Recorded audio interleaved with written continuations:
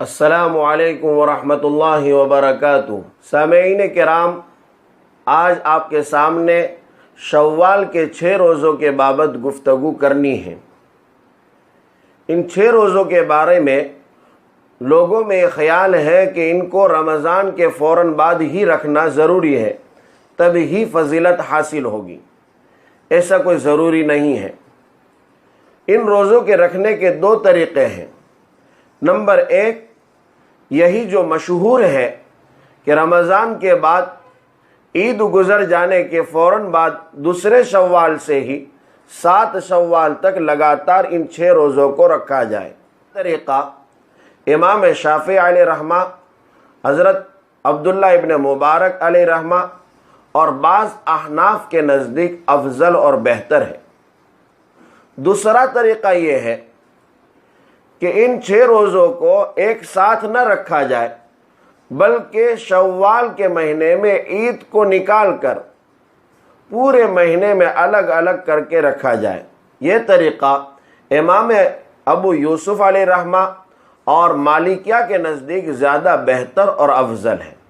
حضرت ابو ایوب انصاری رضی اللہ عنہ روایت کرتے ہیں کہ رسول اللہ صلی اللہ علیہ وسلم نے ارشاد فرمایا، من صام رمضان ثم اتبعہ 6 من شوال کان کصیام الدہر او کما قال علیہ السلام۔ جس کسی نے رمضان کے پورے روزے رکھنے کے بعد شوال کے 6 روزے رکھے تو گویا اس نے پورے سال کے روزے رکھے۔ اس حدیث میں سمجھے کہ رمضان کے روزے رکھنے کے بعد کسی نے رمضان کے روزے ہی رکھے نہیں، فرائض کو چھوڑ دے اور نفلوں کو پکڑ لے، یہ درست عمل نہیں ہے۔ پہلے فرضوں کو ادا کریں۔ جیسے نماز کی بابت بھی ہماری یہ غلط فہمی ہے، فرائض کے وقت میں ہم نمازیں نہیں پڑھتے، لیکن نفل نمازوں کے لیے ہم دوڑیں گے۔ اب ان 6 روزوں کو رکھنے کی وجہ سے پورے سال کا ثواب کیسے ملے گا؟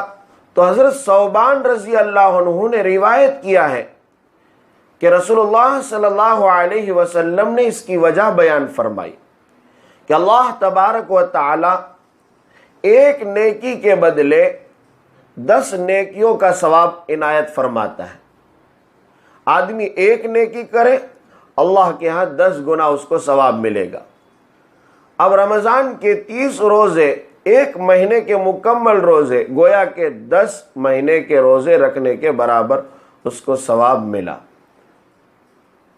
اب رمضان کے بعد 6 روزے رکھے گا تو 6 کو جب ضرب دیں گے ہم 10 سے تو گویا یہ 2 مہینے بن جائیں گے، 12 مہینے مکمل روزے رکھنے کا ثواب۔ کیا بڑی فضیلت ہے، اس کو ہمیں ہاتھ سے جانے نہیں دینا چاہیے، بڑی فضیلت ہے۔ لیکن یاد رکھے یہ عمل مستحب ہے، کوئی ضروری اور فرض نہیں ہے۔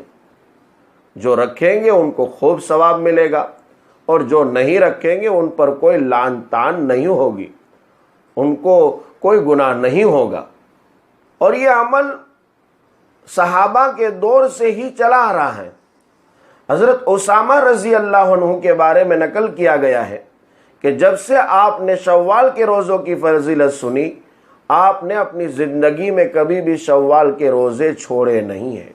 اور اس عمل کو بڑے بڑے اکابر امت نے، یہاں تک کہ صحابہ کرام اور ائمہ اربعہ تک نے بھی مستحب عمل قرار دیا ہے۔ جیسے حضرت عبداللہ ابن عباس رضی اللہ عنہ، حضرت عبداللہ ابن مبارک رحمۃ اللہ علیہ، حضرت طاؤس رحمۃ اللہ علیہ، حضرت امام شافعی رحمۃ اللہ علیہ، امام احمد ابن حنبل رحمۃ اللہ علیہ، حضرت اسحاق ابن راہوی رحمۃ اللہ علیہ، اور احناف میں حضرت ابو حنیفہ رحمۃ اللہ علیہ اور حضرت ابو یوسف رحمۃ اللہ علیہ، اور بڑے بڑے اکابر نے اس عمل کو مستحب قرار دیا ہے۔ لہذا ہمیں اس کے اوپر عمل کرنا چاہیے اور روزوں کو رکھنا چاہیے۔ ان باتوں کا نچوڑ یہ ہے کہ یہ روزے رکھنا مستحب عمل ہے اور ہمیں ان روزوں کے رکھنے میں اختیار ہے، چاہے تو ہم لگاتار روزے رکھیں 6 اور چاہے تو ہم الگ الگ کر کے رکھیں، جیسا کہ صاحب ہدایہ علیہ رحمہ نے بھی اس بات کو نقل کیا ہے۔ اللہ تبارک و تعالی عمل کرنے کی توفیق عنایت فرمائے۔